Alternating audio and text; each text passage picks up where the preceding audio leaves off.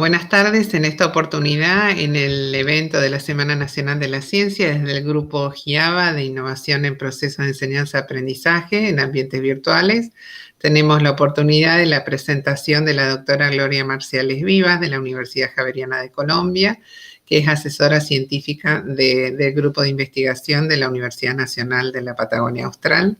Te cedo la palabra, Gloria. Gracias, Gabriela. Bueno, para comenzar, quiero agradecer la invitación que me hicieron para participar en este espacio, en el cual hablaré sobre la lectura en formato digital, que es uno de los retos de la educación remota. Yo soy líder del Grupo de Investigación, Aprendizaje y Sociedad de la Información, que integra investigadores de 4 universidades de mi país, una privada de la Pontificia Universidad Javeriana y 3 públicas, que son la Universidad Industrial de Santander, la Universidad Distrital Francisco José de Caldas y la Universidad Pedagógica Nacional.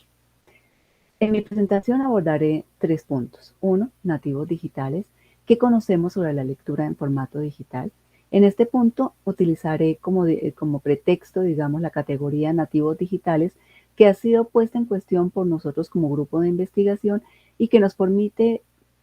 poner en tensión las características que se han atribuido a las nuevas generaciones por las habilidades que tienen en el uso de tecnologías. 2. Hablaré sobre cómo leen los jóvenes universitarios a partir de la investigación que hemos realizado sobre esta lectura en formato digital, que es precisamente lo que articula la presentación que haré. Y en el punto 3, tensiones y retos de la educación remota, haré algunos planteamientos que derivan de los puntos 1 y 2 de esta presentación. Comencemos por el punto 1, y es ¿qué sabemos sobre cómo leen las nuevas generaciones de universitarios, que son aquellos que han sido denominados nativos digitales? Nosotros, ante esta pregunta sobre qué sabemos, llevamos a cabo una revisión de literatura relevante en este campo que nos permitiera identificar qué problemas tienen particularmente las nuevas generaciones en términos de lectura en formato digital, qué factores pueden estar incidiendo en ello y, como no todos son problemas, qué ventajas pueden ofrecer estas tecnologías para la lectura digital. En términos de problemas, ¿qué encontramos nosotros en relación con qué afectaciones se presentan para llevar a cabo un proceso como este en estos medios? La lectura definitivamente es lo que reporta la literatura disponible. Se afecta en términos de la superficialidad que comienza a caracterizarla, porque hay pocos procesos que lleven a cabo los estudiantes para contrastar, elaborar síntesis, ¿sí? Poner en cuestión las mismas ideas. Y otro aspecto, otro proceso que se ve afectado es la atención, porque particularmente cuando se ven abocados a abordar textos largos y complejos en la lectura digital. Además, los estudiantes o los lectores digitales tienden a llevar a cabo varias tareas simultáneamente, lo que hace posible que la atención se vea dividida y distraída en múltiples direcciones. Estos procesos afectados impactan uno tercero, que es la escritura, la cual se tiende a manifestar de forma superficial y fragmentaria, y esto, para quienes somos maestros universitarios, es algo que es lo que se nos pone de presente cuando evaluamos los trabajos que nuestros estudiantes integran, donde a veces encontramos que no hay un posicionamiento claro en el texto, donde parecería ser que hay una sumatoria de textos, más no un corpus teórico integrado en una escritura compleja. Por otra parte, hay un fenómeno que se reporta en la literatura existente, y es la tendencia a seleccionar textos similares, la cámara de eco o echo chamber, que es como lo llaman algunos investigadores, que demuestran o han encontrado que los estudiantes tienden, o que los usuarios de fuentes digitales tienden a exponerse poco a puntos de vista que sean diferentes al que ya tienen, y más bien llevan a cabo acciones confirmatorias de aquellas ideas que ya tienen antes de proceder a la lectura en formato digital. ¿Qué incide en los problemas que encuentran los lectores en formato digital? En general parece que lo que dice la literatura está asociado al tipo de interfaz, una interfaz abierta, donde los estudiantes se encuentran con una serie de textos en red, genera desorientación, particularmente en aquellos lectores digitales que tienen bajo conocimiento en un área temática particular. En cambio, hace contraste con lo estimulante que puede resultar para quienes tienen un alto conocimiento previo en el área temática en la cual se están introduciendo y además tienen buenos niveles de memoria. La interfaz estructurada parece ser que contribuye mucho más para los procesos de aprendizaje, es decir, plataformas en las cuales se establecen ciertas rutas de navegación, donde hay una jerarquía entre los textos, donde hay una secuencialidad evidente para esos lectores, parece que resulta igualmente propicia para generar procesos de aprendizaje tanto en lectores con altos conocimientos como en aquellos que son los que más problemas tienen, que son los que tienen menos conocimientos. ¿Qué ventajas tiene la lectura digital? Como les decía, no todos son problemas, sino que también hay una característica de esta lectura y es que favorece, puede ser estimula la posibilidad de participar en grupos en donde se ponen en diálogo las propias percepciones e interpretaciones de los textos, lo cual contribuye a la construcción de aquello que algunos autores llaman una cultura participativa, en donde es posible esa negociación de significados y esa posibilidad de leer en colectivo, confrontando perspectivas, que no siempre es lo que más caracteriza a la lectura en formato impreso. Dicho esto, podemos proceder ahora a abordar lo que ha sido lo que fue la investigación que realizamos, porque los anteriores datos son tomados de la literatura pertinentes en este campo de problemas, y ahora sí voy a proceder a presentar lo que fue la investigación que nosotros realizamos y que nos pone de presente las tensiones y retos que se plantean para la educación remota. La pregunta que animó esta investigación fue cómo leen jóvenes universitarios de primer semestre de Ciencias Sociales y Humanidades. Esa es la pregunta genérica que nos planteamos para comenzar, y escogimos jóvenes universitarios de primer semestre, por una parte porque como tradición nuestro grupo siempre ha hecho estudios longitudinales que comienzan con el primer semestre y van pasando por el quinto semestre hasta llegar al último año de carrera. Pero además porque nos permite identificar características en términos de competencia lectora en las nuevas generaciones que ingresan a la universidad, con el fin de dar una base para posibles acciones e intervenciones que busquen potenciar estos procesos, particularmente de lectura digital. Elegimos estudiantes de Ciencias Sociales y Humanidades porque son campos disciplinares que exigen altos niveles de lectura compleja. El interés por esta investigación, específicamente por la lectura digital, guarda relación con los resultados de nuestro país en la prueba PISA, prueba internacional, en la que de manera sistemática y a lo largo de los años, Colombia se ubica en el nivel 2, que es el nivel más bajo de lectura, en este caso lectura digital, que es aún más crítica la lectura digital que la lectura regular, como de textos en formato impreso. Y nos ubicamos en esta prueba siempre muy por debajo de la mayoría de los países de la OCDE. Como sabemos, Colombia desde hace algunos años pertenece a este selecto grupo de países y se ve exigida a dar resultados, por ejemplo, en pruebas como esta, como la prueba PISA.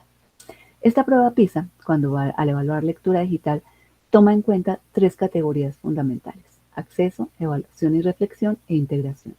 El acceso, entendido como actividades realizadas por los lectores para identificar información relevante con el fin de dar respuesta a una pregunta o problema de una tarea académica.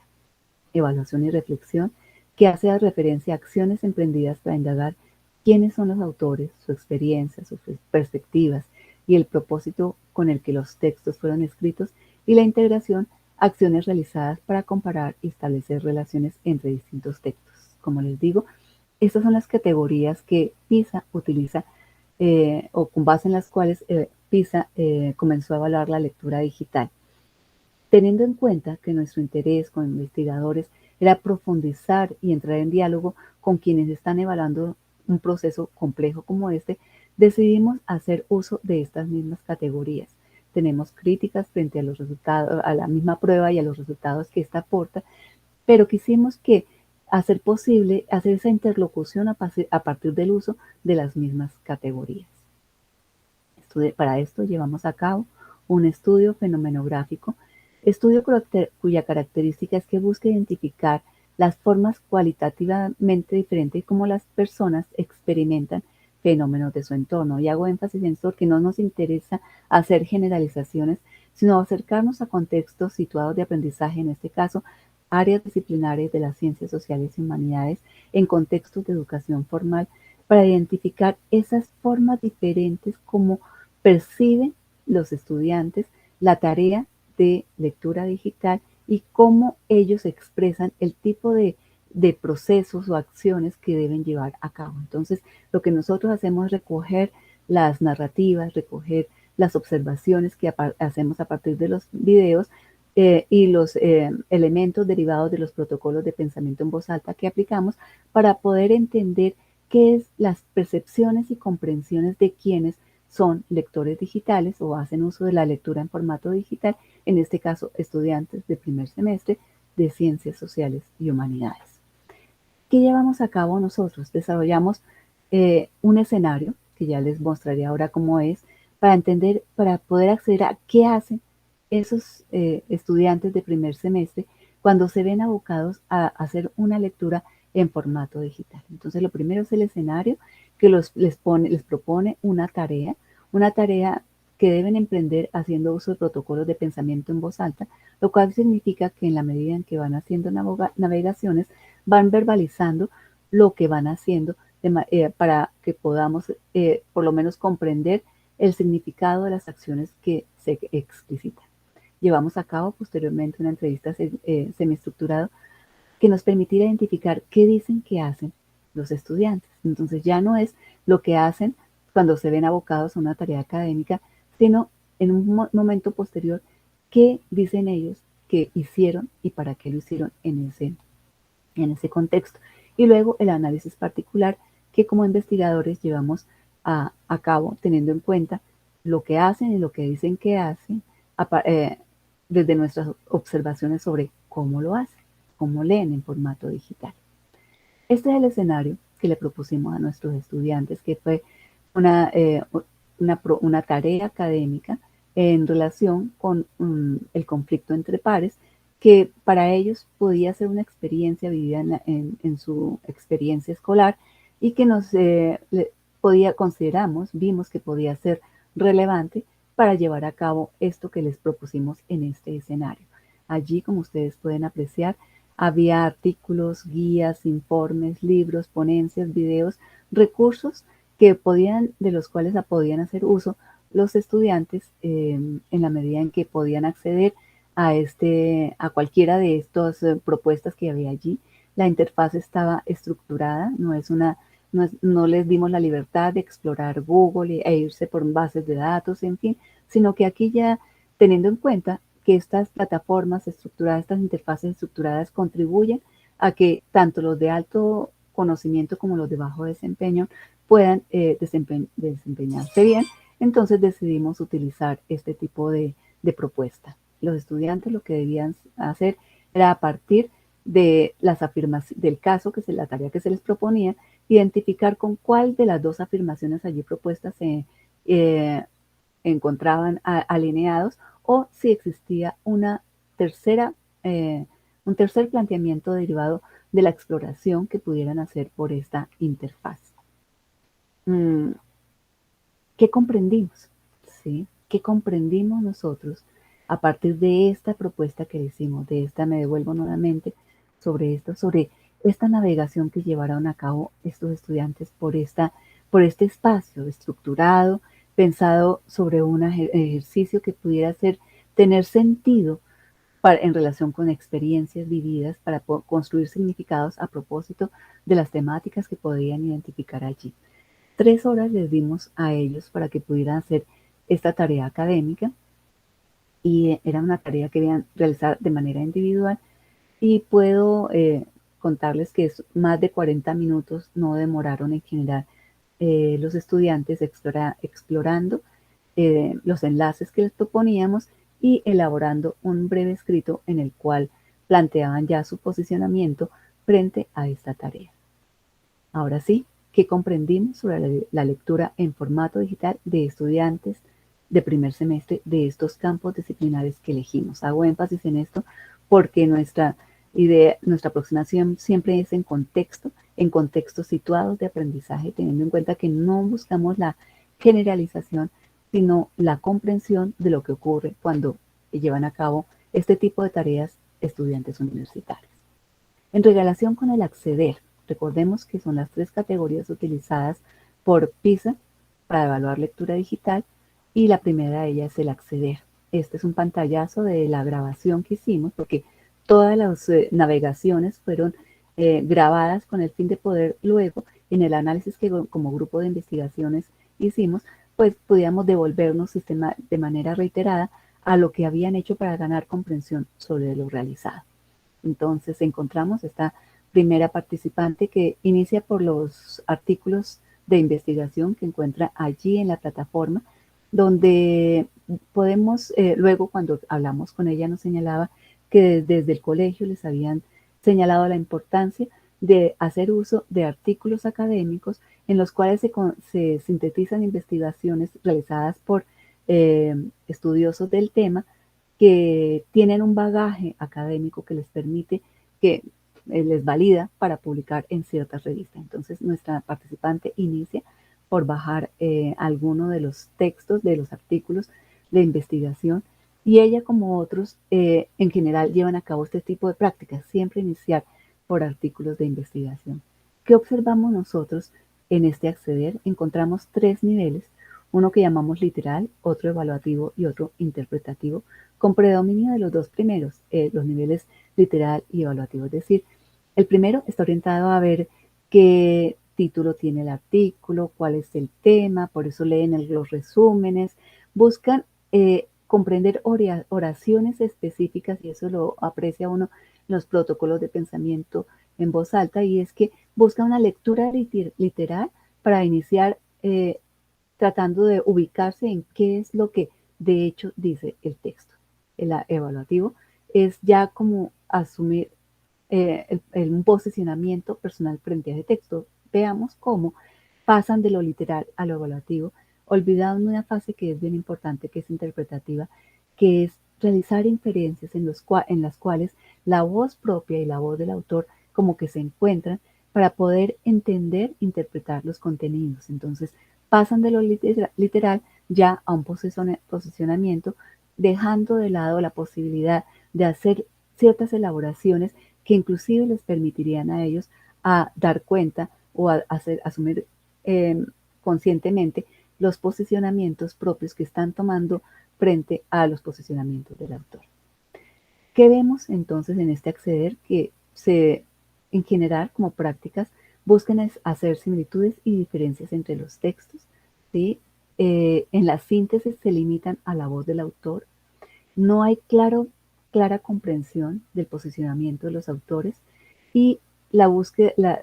lo que se evidencia es lo que llamamos una práctica académica pragmática, en lo que se busca es el acceso ágil a la fuente,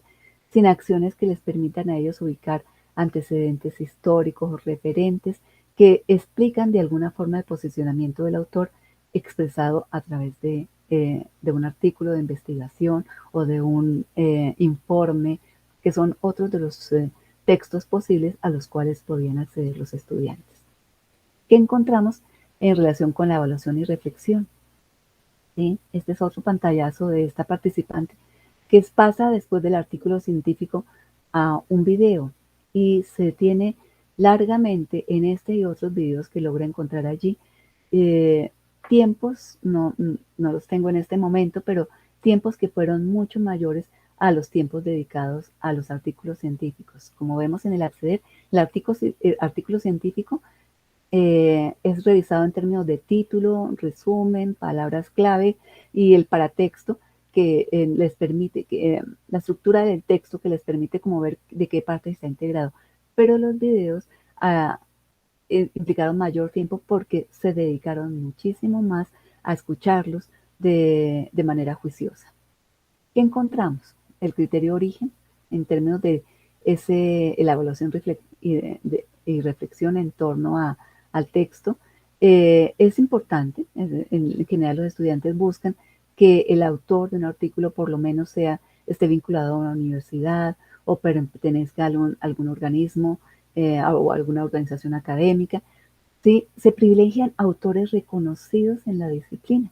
¿sí? Todos aquellos que sus maestros en el periodo escolar o a nivel universitario les han sugerido como los autores reconocidos en el campo, y a ellos se les atribuye total credibilidad,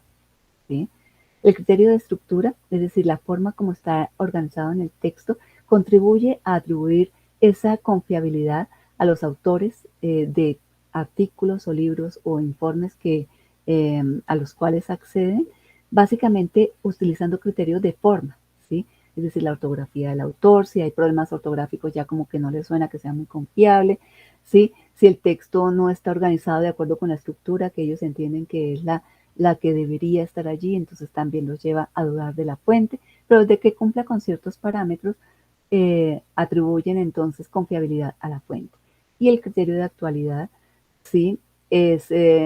muy importante, buscan que sean artículos que sean de los últimos 5 años, por lo menos, atribuyendo desde esta creencia que manejan total veracidad y actualidad al contenido en formato digital, en contraste con lo que pasa con formatos impresos. En cuanto a la integración, que este es otro pantallazo de la misma estudiante, que es luego de evaluar, de mirar el artículo en términos de lo que ya les contaba, es de escuchar largamente algunos videos, pues se introduce en una guía, en una, digamos, en un documento tipo manual, que sirve para entrenamiento de personas que están trabajando sobre conflicto entre pares, y allí,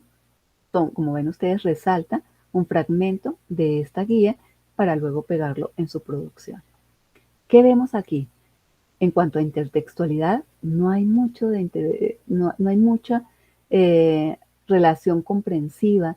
y conceptual entre textos, sino se establecen son relaciones literales, es decir, se va viendo cómo se van tomando fragmentos de información, eh,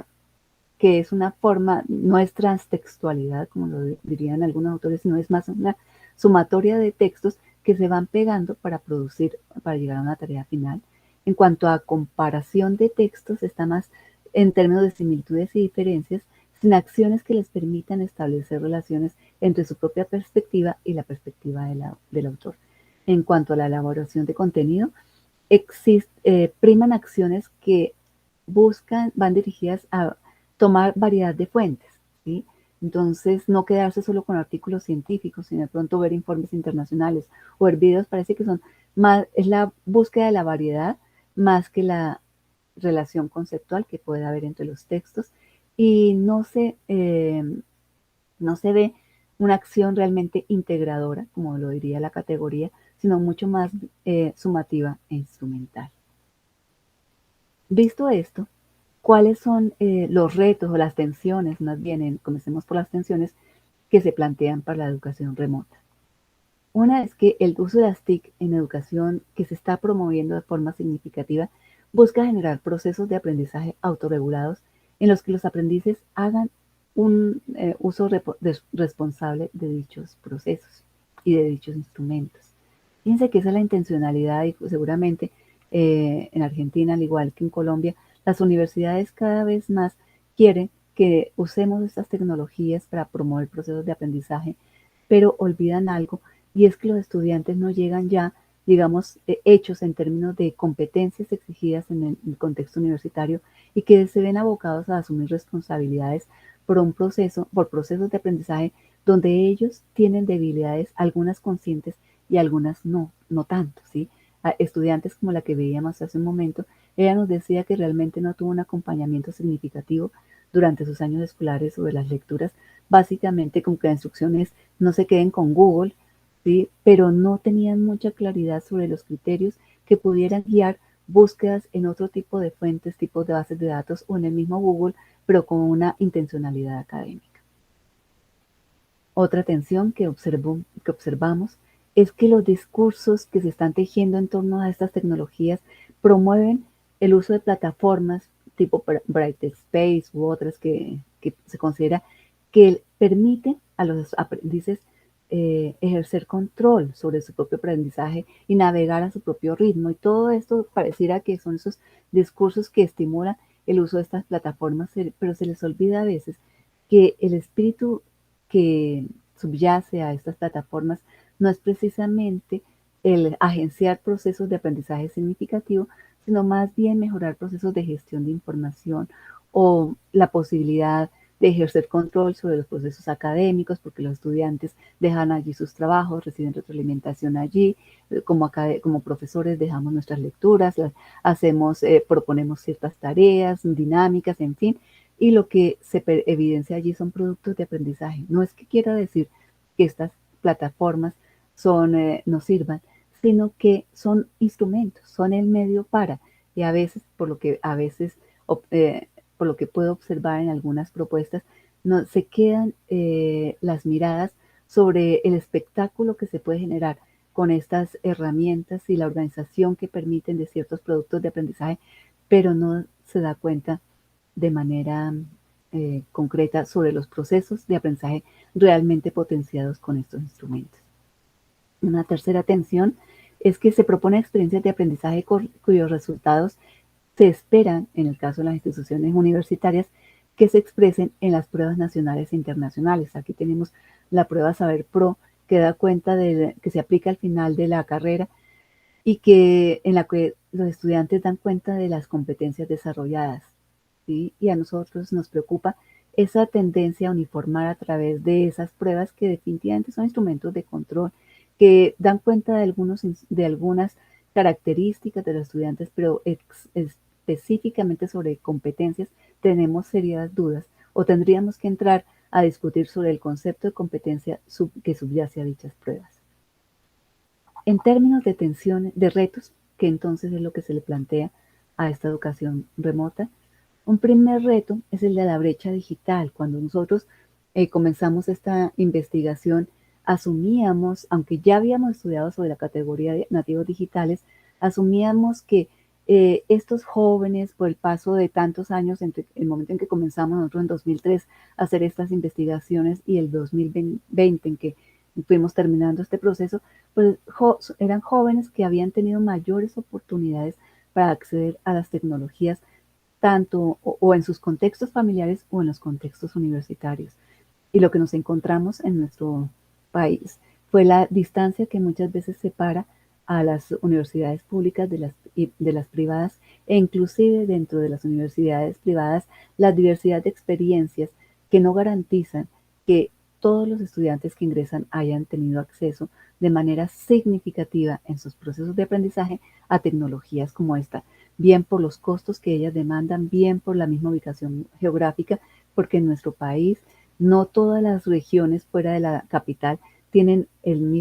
facilidades de acceso, e inclusive no solamente el problema de acceso, porque falta conectividad, sino porque carecen las regiones de electricidad durante las 24 horas del día, los 7 días de la semana. Inclusive en Bogotá, en la capital de nuestro país, existen diferencias en ciertas zonas para poder acceder a estos recursos. Y el capital cultural, definitivamente, no podemos pretender que nuestros estudiantes que ingresan a la universidad tengan el mismo bagaje, sino que el hecho de las historias familiares, académicas, marcan también ese capital cultural con que ingresan a la universidad. Inclusive el manejo de una segunda lengua tan necesario para hacer uso de estas tecnologías no es una condición con la que cumplen todos los estudiantes que ingresan a la universidad. Otro de los retos que identificamos son la suerte de estereotipos que se han tejido sobre las nuevas generaciones, que los clasifican como nativos digitales, que ignoran que son estudiantes que si han tenido acceso a las tecnologías, han hecho uso de ellas especialmente en contextos informales para dar rienda suelta a sus aficiones, a sus gustos, a sus hobbies, de manera que no todos entienden o asignan la misma importancia al uso de estas tecnologías en procesos de aprendizaje y por lo tanto no para todos resulta tan motivante. También a veces sobre los inmigrantes digitales se han tejido una suerte de imaginarios que los ubican en un lugar de desventaja, desconociendo las potencialidades, las capacidades que quienes no nacimos con las tecnologías tenemos para acceder de forma diferente a estas fuentes. Por otra parte, se buscaría que se generen espacios de aprendizaje que favorezcan el encuentro de generaciones con diferentes trayectorias, historias y competencias, pero muchas veces se da tanta importancia a lo que saben los estudiantes que se marginan las posibilidades de enriquecer el uso posible de estas tecnologías con el bagaje de conocimientos con que cuentan esas generaciones denominadas inmigrantes digitales, pero que en su cotidianidad, en su académica, personal, han construido criterios que les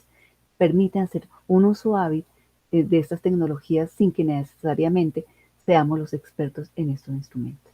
Otro reto es generar experiencias basadas en conocimientos. Se habla mucho en este momento de la creación de ecosistemas de aprendizaje que implica transformaciones que no siempre se generan de forma tan rápida en las formas de entender que a nuestros jóvenes, a los que ingresan a la universidad, de entender lo que significa transformar el aula de clase universitaria en ecosistemas de aprendizaje, que implica rupturas de deslocalizaciones y resignificaciones de los mismos papeles, tanto de los estudiantes como de quienes somos sus maestros, y de manera que se puedan generar realmente experiencias que posibiliten o potencien esas competencias, particularmente en este caso en lectura digital, donde estos instrumentos sean medios, ¿sí? Y no el objetivo o el instrumento final para dar cuenta de los logros y las innovaciones dadas en términos de procesos de aprendizaje, porque si hay algo que a veces tenemos como comunidad académica es de pronto el engolosinamiento que nos generan ciertas posibilidades posibilitadas en términos de movimiento, de sonido, de todo eso que se puede hacer posible y que el libro impreso no nos da, pero que generalmente son parte del espectáculo, pero no necesariamente instrumentos que viabilicen procesos de aprendizaje profundos y potentes, que superen esa superficialidad y esa velocidad que se pretende imprimir muchas veces en los procesos de enseñanza-aprendizaje. Bueno, esto era una breve presentación en aras del tiempo con que contamos para poder hacer representación de este proyecto de investigación. Les dejo allí la inquietud en torno a los retos y las tensiones asociados con el uso de nuevas tecnologías. Y bueno, gracias por su atención. Con esto termino. Le doy la palabra a Gabriela. Muchas gracias, Gloria. Un placer, un gusto escucharte y tener esta posibilidad de compartir cuestiones comunes a nivel, no solo en Colombia, en Argentina, en Latinoamérica y en todo el mundo, como además se dio en el contexto de pandemia. Estaba pensando de tus reflexiones, cómo perciben los estudiantes la brecha digital y bueno, esta cuestión, ¿no? de contexto y del tipo de material y soporte en el que están accediendo, cuáles son las condiciones tecnológicas desde el cual acceden los estudiantes, como se dieron en un home office para docentes y en homework para estudiantes, y también condiciones de accesibilidad respecto al tipo de soporte, a la conectividad, y como todo esto que vos desarrollaste, si bien en cada institución, como la estudiante mencionaba, no tuve determinados acompañamientos, cada institución en la medida de lo que tenía implementado permitió desarrollar distintas cuestiones. En el caso de la UMPA teníamos el entorno virtual basado en Moodle y de ahí se integró a la Biblioteca de Ciencia y Tecnología a nivel nacional e internacional. Se habilitaron las bibliografías desde sistemas abiertos con el libro y en esas cuestiones ahora se habilita un repositorio de recursos didácticos abiertos, pero bueno, toda esta cuestión es la que vos manifestabas recién, ¿no? En cuanto a lectura que no es solamente textual, sino multimedial, dependiendo del tipo de recurso al cual está pudiendo acceder el estudiante y fundamentalmente en ese proceso académico, ¿no? Y ese aprendizaje significativo teniendo en cuenta las recomendaciones y referencias de los docentes. Sí, Gabriela, efectivamente. Sí, como no, esos libros y repositorios son fundamentales, pero muchas veces a través, las acciones se llevan más a cabo en términos de gestión de la información, más que de procesos mucho más orientados a agenciar procesos de aprendizaje. Bien. Sí, Gloria, agradecerte nuevamente tu presentación y la riqueza de los conceptos de la investigación. También me llamó mucho la atención y bueno, eso es un tema que a futuro debemos considerar, el tema de los ecosistemas de aprendizaje y cómo también no solo implementar esto a los sistemas de aprendizaje formal, sino también pensar en los sistemas de aprendizaje informal y en la formación de los recursos humanos en organizaciones laborales donde la pandemia demostró que los sistemas laborales van a modificarse y los procesos formativos también en las organizaciones van a modificarse, y esta temática que tú planteas de la lectura digital va a ser importante analizarlo y ver cómo implementarlo en los procesos formativos para situaciones laborales complejas, situaciones laborales comunes, etcétera. Así que es un reto el tema de los ecosistemas de aprendizaje, dado que van a ser importantes a la hora de la implementación, más para la generación de activos en las organizaciones, activos respecto al conocimiento que se gesta, la gestión del conocimiento que se va a ir gestando o que se gestará a futuro en las organizaciones. Sí, fíjate, Jorge, que esos ecosistemas de aprendizaje apuntan justamente en ese sentido. Ecosistemas educativos lo llama Gordon Brown, pero sí busca formar a las nuevas generaciones para trabajos que todavía no existen, porque dada la vertiginosidad de los procesos que se están agenciando mediados por estas nuevas tecnologías y las transformaciones en el mundo del trabajo, efectivamente autores como él están señalando esas rupturas que deben hacerse en las universidades, donde el aula de clase ya no es solamente el espacio cerrado para agenciar procesos de aprendizaje, sino teniendo en cuenta esa ambigüedad sobre el mundo del trabajo, pues necesitamos generar espacios abiertos que permitan interconexiones, no solamente en términos de tecnologías, sino de diferentes saberes que se ponen en diálogo desde diferentes lugares, usando diferentes recursos para poder precisamente desarrollar competencias y no centrarnos como de pronto a veces estado el aula de clase universitaria, que es la que nos interesa aquí, muy centrada en contenidos más que en competencias. ¿Sí? Bueno. Bueno, muy bien. Yo doy por cerrada la ponencia, agradeciendo a Gloria su participación, y siempre es un placer escucharte y aprender de tus investigaciones y tu conocimiento. Siempre es un placer estar contigo. Muchísimas gracias, Jorge y Gabriela, por la invitación. Y a todos, muchas gracias por su atención.